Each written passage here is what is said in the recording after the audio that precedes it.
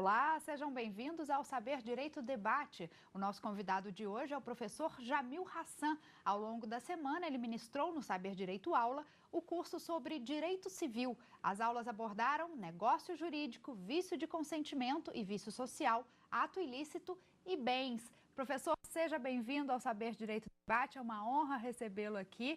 O professor que é professor, na verdade, há 20 anos, ele estava me contando aqui, advogado, mestre em Direito Difuso e doutorando em Direito Constitucional. Além disso, é libanês, filho de libaneses, casado com uma libanesa. Isto. É isso tudo? Isso tudo, e mais um pouquinho ainda. Casou em Dubai. Graças à Copa de 2010. Conheceu ela por lá? Conheci ela na África do Sul, por causa da Copa de 2010, e a gente acabou casando em... Foi uma felicidade, e pai, né? Pela segunda vez agora. Pai pela segunda vez, logo, logo, em breve, se Deus quiser. Sempre temos que agradecer, né? É verdade. Acontecem algumas coisas na nossa vida que a gente não consegue entender na hora, né? E acha que é uma situação negativa e depois sempre se reverte numa condição positiva para nós, né? Então nós sempre temos que olhar a vida de uma forma positiva, sem né? Dúvida, sempre, é verdade. sempre. Só temos que agradecer. Claro. Professor, o senhor ministrou aqui ao longo dessa semana um tema que é de extrema relevância para o direito e para o entendimento, cujo entendimento, inclusive, é essencial para o entendimento também de outros princípios do direito e até para a vida pessoal. Né? Como é que nós vamos firmar um contrato, por exemplo, sem que a gente conheça o mínimo dessas regras e desses princípios ditos aí nessas aulas? Antes do senhor tecer qualquer comentário, eu quero saber do senhor o seguinte: existem de fato no cotidiano, no dia a dia, muitos vícios em relação ao negócio jurídico, aos contratos firmados? Bem, primeiro, eu escolhi esse tema, Carol, porque ele é um tema muito próximo da realidade das pessoas que vão assistir às aulas, né? Então eu escolhi um tema que não fosse muito teórico, que estivesse próximo do nosso cotidiano. Exatamente. Né? Essa foi a minha principal preocupação. A segunda preocupação foi usar uma linguagem que fosse uma linguagem de fácil entendimento, porque o direito ele não pode estar distante da nossa realidade. Ele não pode ser um instrumento somente de operadores do direito. As pessoas têm o dever e o direito de conhecer aquilo que lhes assiste para poder exigir alguma coisa, né? Claro. Então eu abordei o tema, usei uma linguagem acessível e, fundamentalmente, este tema ele está no nosso cotidiano, que é o negócio jurídico. Tudo que nós fazemos na nossa vida em direito civil é um negócio. Sim. Eu vou entrar no metrô, é um negócio jurídico, é um contrato de transporte. Vou entrar no ônibus, é um contrato de transporte. E com base nessa situação, ele está muito mais próximo do nosso cotidiano do que nós podemos imaginar. E aí eu peguei algumas aulas e dediquei o tema, a aula, para falar sobre temas que têm uma repercussão econômica muito importante para nós. E dentro desses temas, o que mais eu tomo cuidado de explicar de uma forma bem detalhada é sobre a tal da fraude contra credores. Você junta economias da sua vida para comprar um imóvel e, por um deslize bobo, deixa de pedir certidões lá de dívida do vendedor, compra o bem e acaba perdendo tudo que você conquistou na sua vida, tudo que você investiu, o dinheiro da sua vida, o seu patrimônio, por um deslize bobo. Então, vamos abordar aqui e ver quais são as precauções que devem ser adotadas na aquisição de imóvel, que é um negócio jurídico extremamente importante para evitar que a sua vida fique correndo riscos à toa, né? Eu vou já repetir o que eu falei em aula. Então é um problema corriqueiro mesmo, acontece muito. Acontece. Eu sou advogado, temos escritório e, infelizmente, as pessoas, quando nos procuram, é porque já está tudo perdido. Infelizmente. E não antes, né? Para prevenir que isso aconteça. Não há uma cultura, né, de prevenção. Há uma ideia de que advogado só cuida de litígio, só cuida de briga, né? Eu vou procurar advogado, uma ameaça. Nós temos que criar a cultura que o advogado também serve para a parte preventiva. Procure o advogado, consulte-o, veja se você tem direitos, quais são as necessidades para aquele negócio específico que você está se propondo a fazer, se certifique que nada pode te aborrecer durante a... Porque nós falamos de sentimento, mas existem outros. Existem os vícios... desculpa, falando sobre vício social, fraude. Existem os vícios de consentimento, que também são situações graves. Temos responsabilidade civil, que também é um fenômeno que pode nos prejudicar. Então, é essencial conhecermos os nossos direitos básicos, no direito civil em especial, foi a nossa proposta, para poder exercê-los com cautela, né? Isso tá é muito certo. importante. E realmente, os contratos firmados entre duas pessoas que não são registrados em cartório, por exemplo, estão mais sujeitos a esse tipo de erro ou algum problema que venha acontecer no decorrer desse negócio? Então, nós precisamos saber que tipo de negócio está sendo celebrado, né? Há uma ideia, um folclore, de que se o contrato for registrado em cartório, ele ganha uma proteção especial. E ele Não não é é verdade. verdade, né? Isso só acontece para uma parcela específica de negócios jurídicos. Eu já vou contar para você qual é, mas não é regra, tá? Eu, por exemplo, celebrei com você uma compra e venda de um carro. Não importa se esse contrato será registrado em cartório ou não, ele vai produzir os mesmos efeitos. Quando eu faço lá o registro em cartório, eu estou apenas transformando aquela informação em uma informação pública, de acesso a todos. Apenas isso. A importância de fazer registro é quando a lei exige forma prescrita, que são as escrituras públicas. Aí sim nós temos uma relevância em fazer o registro, que na verdade é a verbação pública. Como que vai funcionar?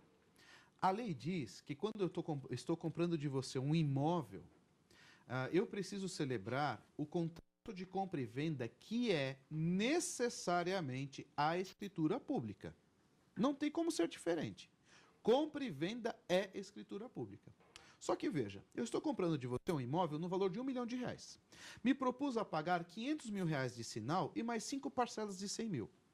Este imóvel só será meu com a outorga da escritura. Que garantia eu vou ter de que você vai passar esse imóvel para mim ao término do pagamento? Para ter uma garantia, eu vou celebrar um outro contrato com você, que é chamado de contrato preliminar. Um negócio jurídico que recebe popularmente o nome de compromisso de compra e venda, que é o que o pessoal celebra. Este compromisso de compra e venda tem que ser necessariamente averbado em registro de imóvel. Ele precisa. Tá? Então, como que vai funcionar? Eu vou lá na escritura deste imóvel seu, que nós estamos negociando, e averbo o compromisso. Vai constar lá o seguinte: o imóvel é de Carol. Ela se compromete a vender a Jamil. Entenda, se compromete a vender, outorgar a escritura, quando este acabar de pagar o preço. Então, a partir de hoje, você não consegue mais vender o imóvel para ninguém. É esta a garantia. Mas não havendo Essa verbação, há o risco. Entendi. Sabe aquela história que casa de ferreiro, espeta de pau, né? Eu vou contar uma história para vocês e para você que aconteceu comigo. Não acredito que o senhor passou por isso. Eu passei. Sabe, Deus toma providências divinas e a gente não consegue compreender. Comprei um imóvel, na época, eu e o meu irmão, um apartamento grande e tal, na sexta-feira. No sábado, estávamos conversando em casa e o meu irmão falou para mim o seguinte: eu acho que o fogão não cabe no espaço físico da cozinha. Eu falei: seja por isso, vamos lá medi-lo. Quando eu cheguei lá para medir, eu encontrei o ex-proprietário vendendo o apartamento para outra pessoa. Não acredito. Se não fosse a história do fogão, eu nunca ia descobrir. Bom, chegamos lá, né? Onde está a chave? Perguntei para o porteiro. Falei: o proprietário está aí em cima. E eu comentei com o meu irmão: acho que ele não sabe que foi vendido, também não vamos contar, deixa para lá, vamos esperar o proprietário descer. O proprietário desceu, o ex-proprietário, todo animado: não, vamos fechar negócio, claro, vamos assinar. E eu comecei a escutar a conversa e arranjamos a maior confusão, chamamos a polícia e no final não comprei o imóvel. Mas o que deu errado ali? O excesso de confiança. Né? Nós ensinamos, mas não praticamos, infelizmente. Eu confiei demais no vendedor. O que eu deveria fazer como cautela? Adquirir o imóvel através de um compromisso, ir lá e averbá-lo. Assim, se você tentar vender esse imóvel de novo, a pessoa, o terceiro, não vai conseguir porque está averbado no meu nome. Está dizendo: olha, é de Carol, mas ela prometeu para a Jamil. O compromisso de compra e venda, essencialmente, precisa de averbação. Os demais não precisam. E isso precisa ficar muito claro para as pessoas, fazer parte do dia a dia das pessoas, porque é uma coisa, uma situação rotineira, né, que acontece e muito. Não é isso? Acontece. Pessoas procuram a gente lá no escritório dizendo: eu comprei uma casa, mas tem 3 donos. O ex-proprietário vendeu para 4, para 5. Nem isso acontece, a gente sabe que Mas por que foi possível? Porque o primeiro compromissário lá atrás cometeu um deslize básico, ele deixou de averbar. Se tivesse averbado na escritura a promessa de venda, qualquer outra pessoa que fosse abordada para fazer a compra já saberia que não deveria comprar. Porque já sabe que você, Carol, prometeu para mim, não pode prometer para outra pessoa. tem que cair no conhecimento da população de modo geral. Professor, o papo está ótimo, eu volto daqui a pouquinho com o senhor e você também não saia daí, daqui a pouquinho tem mais Saber Direito Debate.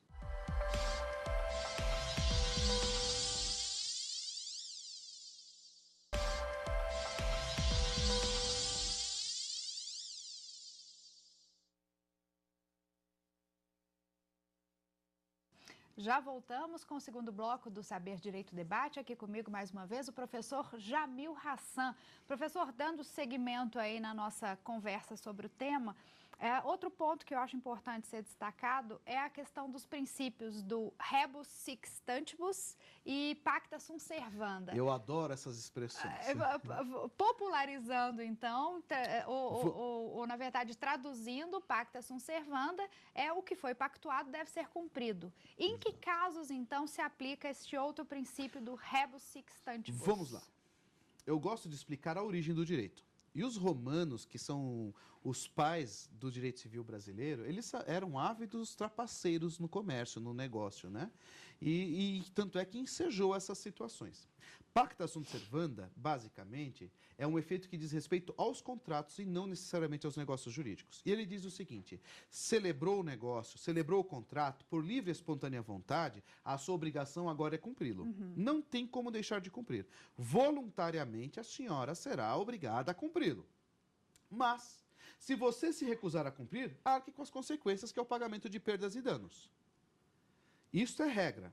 A exceção, no direito atual, é chamado de teoria da onerosidade excessiva, também conhecido como rebus sic stantibus. E o que ela diz? Ela diz o seguinte: se você celebrar um negócio e, após a celebração, acontecer um evento inimaginável, imprevisto, que retira de você a capacidade de continuar o negócio, aí ele poderá ser repactuado ou anulado. E eu vou contar experiências particulares. É uma exceção à regra, então, uma exceção, apenas nesses casos. Só nesses casos. E a legislação, ela é bem pontual. Em arrependimento, não? Não é caso de arrependimento. Rebus sic stantibus é um evento externo e imprevisível. Alheio à vontade Alheio à vontade e, principalmente, ele é imprevisível e não improvável. Perfeito. Há uma diferença muito grande entre isso. Essas duas situações. Em 98, eu até contei o caso, eu comprei efetivamente um veículo e fui motivo de piada dos meus amigos. Né? Que bobo, compra este carro, compra outro. E os meus amigos compraram carros importados, leasing em dólar, todos felizes. E eu comprei um carro nacional e usei o CDC. Janeiro de 99, disparou o câmbio. E todo mundo se socorreu da cláusula prevista em lei, rebus sic stantibus, dizendo o seguinte: para desfazer o contrato. Só que neste caso específico do dólar, o rebus sic stantibus aconteceu para o banco também. Foi todo mundo, porque o banco captou dinheiro no exterior e ele também foi surpreendido com a variação do câmbio, né, com o desmonte daquele sistema cambial da época. Então, qual foi a solução do judiciário? Não punir os bancos e não punir os consumidores. Trocar a taxa. Foi a situação mais indicada. Você não ficou isentada de cumprir a obrigação, só vamos desonerá-la. Ao invés de variação cambial, na época foi usado o GPM, tá? Mas foi aplicada essa situação lá. Rebus sic stantibus pode acontecer em outras situações. Por exemplo, regiões que há uma calamidade pública, né? Você assina um contrato, adquire um bem, de repente vem uma calamidade pública e toda a região é afetada. Rebus sic stantibus era imprevisto, não improvável. Perfeito. Que é uma diferença muito grande. Eu acho importante a gente traduzir, talvez de uma forma mais clara, que o senhor fez muito bem agora, esses princípios para que as pessoas possam, de fato, conhecer os seus direitos, né? É importantíssimo.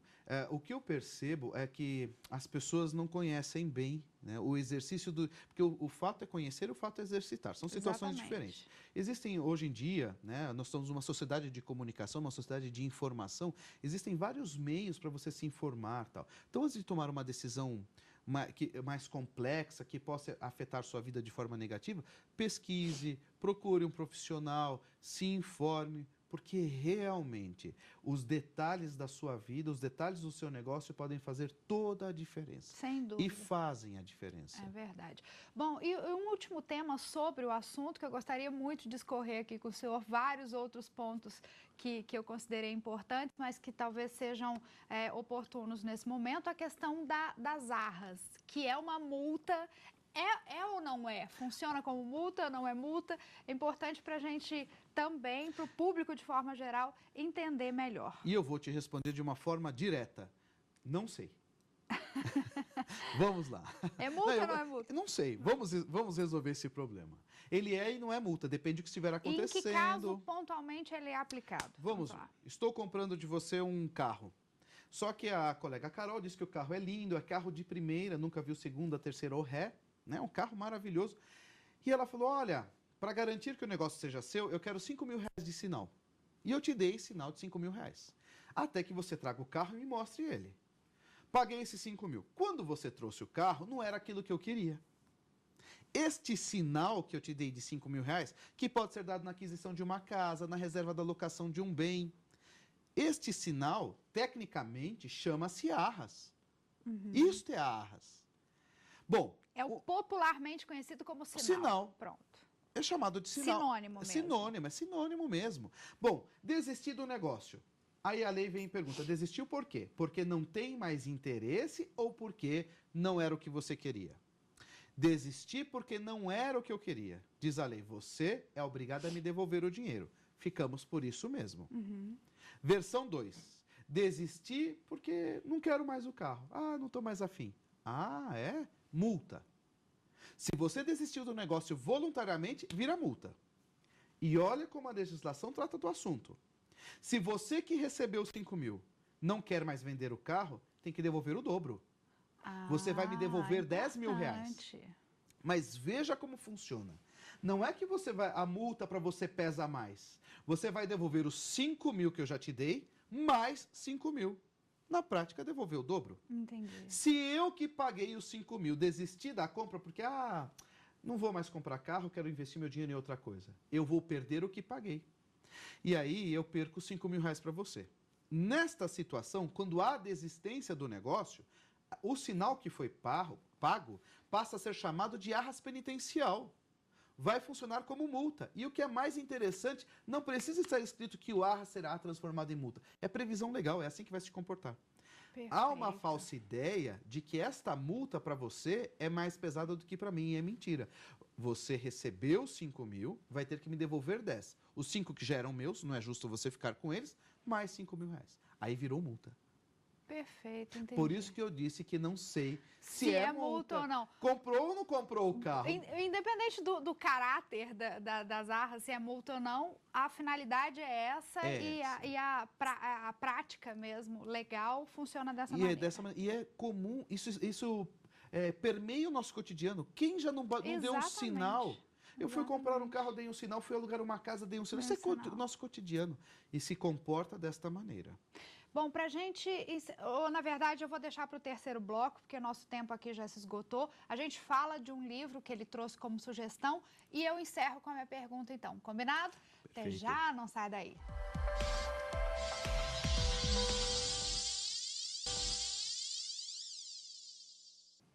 Já voltamos, terceiro e último bloco do Saber Direito Debate, aqui comigo o professor Jamil Hassan.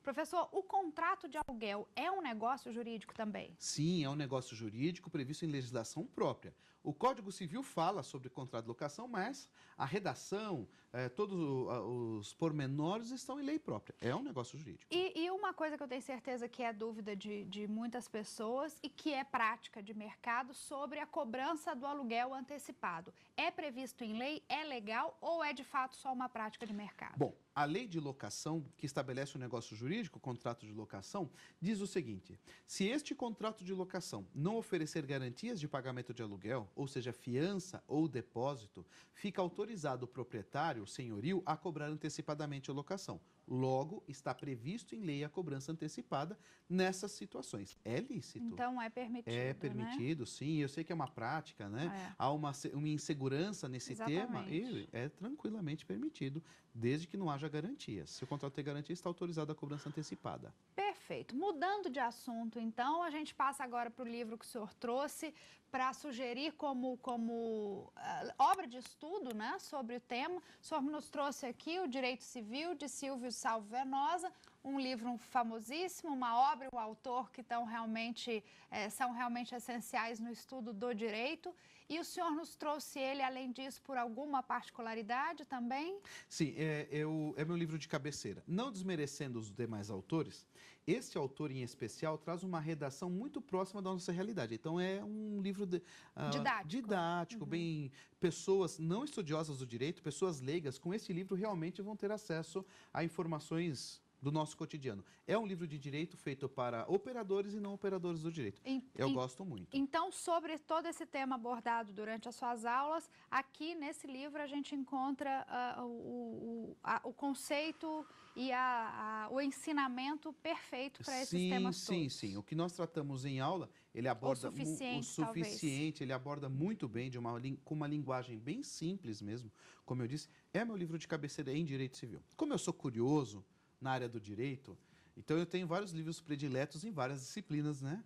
Em direito administrativo, constitucional, em civil é ele meu escolhido, né? Em processo civil nós temos outros e por aí afora. Tá ótimo. E saindo um pouco da linha do direito civil, o senhor não trouxe aqui, mas eu gostaria muito que o senhor nos dissesse. O senhor é autor de várias obras em matérias diferentes.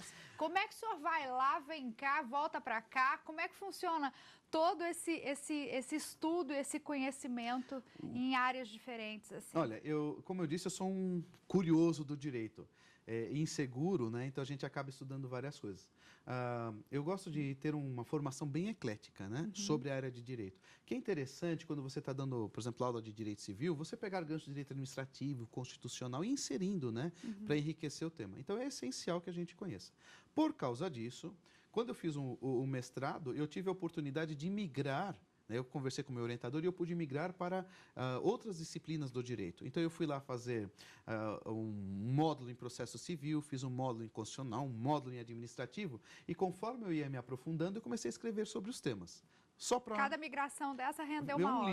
Rendeu um livro. Eu tenho livro de direito internacional, público, eu adoro, de paixão, de processo civil, de direito empresarial, de direito civil, de direito do trabalho, de processual do trabalho. É incrível como o senhor realmente migra de matéria em matéria. Eu não ouso, né, lecionar de uma forma muito profunda. Eu gosto de me dedicar àquilo que realmente eu domino, que é o direito civil, mas as outras disciplinas é por paixão. Sim, e nessas outras disciplinas, o senhor fala de algum tema específico delas ou abrange de forma geral também? Então, são manuais. É um livro, são obras completas, né? São obras que tratam do assunto de forma esgotativa. Eu trato do assunto de ponta a ponta. É um amante do direito mesmo. Amante mesmo. Infelizmente, ou felizmente, todas as obras estão esgotadas, né? Eu consegui essa proeza de esgotar lá 6 obras jurídicas e a gente agora está repaginando, atualizando para relançar agora. Infelizmente, eu não pude trazê-las, né? Porque estão com capas um pouco mas assim que tiver eu já mando para você. Mas elas estão todas aí. Fora os livros não jurídicos, que a gente tem aí algumas coisas publicadas também. Sempre. Minha esposa pergunta para mim quando que eu vou me dedicar a ela. Eu falo, sempre que sobrar um tempinho, a gente comparece em casa, tal, né? Mas é uma coisa difícil. E a gente vai escrevendo. É uma questão de curiosidade. O que é? Um romance? Então, eu tenho romances. Agora eu estou me preparando para lançar um livro sobre filosofia. E o pessoal fica falando para mim, mas filosofia é um tema tão árido. Não, é filosofia do comportamento. Nosso cotidiano, como influenciar pessoas, como se deixar influenciar, quais são os sinais de influência. Sabe aquela história de como observar as pessoas, entender os problemas dela, tornando o seu ambiente mais favorável ou desfavorável, depende da sua intenção, né? Claro. Que a gente sempre pega esses livros e imagina que eles dão dicas para ajudar a melhorar o ambiente. E, de repente, eu queria escrever alguma coisa sobre como prejudicar o seu ambiente. Por que não? De repente pode ser favorável, você não sei. E eu estou errado, o senhor se diverte com isso? Muito. Eu faço isso por prazer, por paixão. Eu me divirto muito com esses temas, muito mesmo. Infelizmente, o nosso tempo se esgotou, mas eu gostaria de dizer o seguinte, além de tudo isso, advogado, professor, escritor do direito e escritor de outras obras, como ele acabou de mencionar, ele também é voluntário. Isso é muito bonito, eu gostaria de ressaltar e te parabenizar muito obrigado. por essas atitudes, por essa... É uma coisa que nos engrandece como ser humano. E o senhor tem a certeza aqui que o senhor é um ser humano de extrema grandeza. Eu agradeço. Pela sua história de vida e por por essa prática. Eu agradeço. E uma coisa que eu sempre vou dizer, o que nós temos de melhor, nós temos que compartilhar. É um egoísmo. Voluntário em Hospital do Câncer, Não, é eu isso? sou voluntário em São Paulo, propondo ações para pessoas que necessitam de atendimento médico. Independente Independe do hospital. Eu faço isso com uma vocação. Parabéns e Muito continue. obrigado. Eu tenho certeza que as pessoas que já passaram pelas suas mãos, de certa maneira, ou pelas suas palavras, né, que simplesmente assim saíram felizes. Eu tenho certeza disso. Eu agradeço essa oportunidade aqui, pessoal. Muito obrigada, Obrigado professora. a você. Obrigada a você de casa também que nos acompanhou. E não se esqueça, qualquer dúvida, mande um e-mail para nós, saberdireito@stf.jus.br. Você também pode estudar pela internet. É só acessar o www.tvjustiça.jus.br. Te vejo de novo semana que vem. Tchau. Tem dúvida sobre o assunto? Mande um e-mail para nós, saberdireito@stf.jus.br. E você também pode estudar pela internet. É só acessar o site www.tvjustiça.jus.br.